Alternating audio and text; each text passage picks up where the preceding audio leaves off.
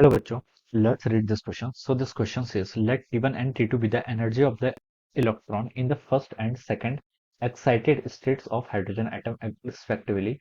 According to the Bohr's atomic model, the ratio T1 ratio T2 is okay. आपको क्या बताना है? T1 to the T2 का ratio यहाँ पर आपको बताना है, ठीक है? तो देखिए बच्चों, इस क्वेश्चन का की कॉन्सेप्ट आप क्या लिख सकते हैं? The key concept of this question, आपको यहाँ पर टी1 और टी2 का क्या बताना है, रेशियो बताना है, और आप यहाँ पर बोह्र एटॉमिक मॉडल का यूज करेंगे, ठीक है? According to Bohr atomic model लिखा है।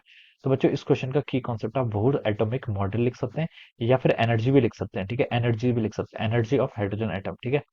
क्वेश्चन में गिवन कर रखा है आपको एक्साइटेड स्टेट, देखिए electrons in the first and second excited state of the hydrogen atom.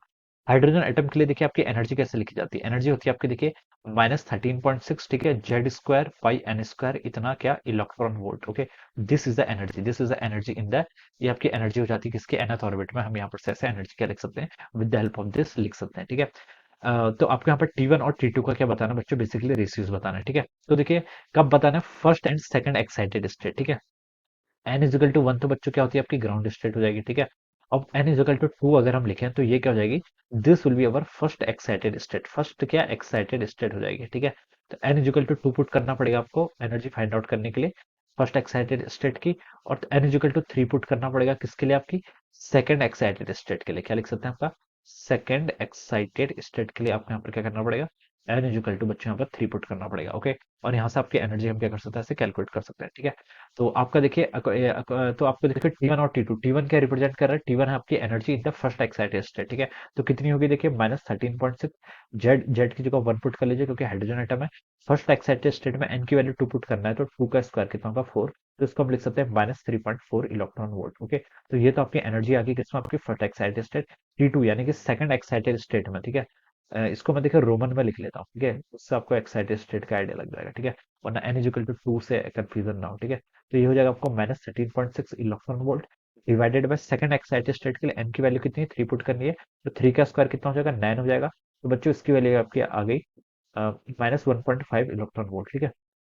ऐसे लिख लीजिए, या फिर देखिए आप ऐसे लिख लेना, हमें तो सिर्फ डिपेंडेंसी बतानी है, रेशियोज बताना है। तो देखिए हम इसको क्या लिख सकते हैं, डिपेंडेंसी देखिए क्या होगी, ये आपकी एन स्क्वायर के प्रोपोर्शनल है, ठीक है? तो हम देखिए टी1 को मैं ऐसे लिख लेता हूँ, 1/n के स्क्वायर। एन देखिए इसके लिए कितना है, 2 है, तो ये आपका 4 हो जाएगा, ठीक है?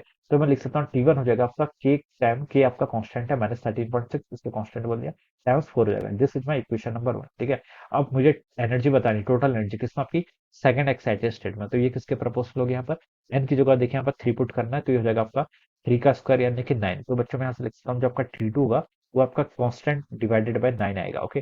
This will be my equation 2। अब मुझे टी1 टी2 का रेशियो पता करना है, तो टी1 बाय टी2 देखिए मैं यहाँ से कैलकुलेट कर सकता हूँ, कितना हो जाएगा, देखिए k/4 डिवाइड बाय कितना, k/9, जिसको मैं 9/k लिख सकता हूँ। तो इसको सॉल्व करूंगा तो बच्चों उसकी वैल्यू होगी आपकी 9/4, यानी कि आपका 9/4। This will be the answer of this question, ठीक है? तो ये टी1 और टी2 का आपका रेशियो आ गया। तो इसको मैच करेंगे तो बच्चों देखिए किससे मैच कर रहा है, आपका ऑप्शन 1 से मैच कर जा रहा है, किससे, ऑप्शन 1 से, okay? So we can say that option 1 will be the right answer of this question। ये क्या हो जाएगा, इस क्वेश्चन का राइट आंसर हो जाएगा, ओके? तो ऐसे हम इसको सॉल्व करें। So I hope you all understood this concept. All the best and thank you.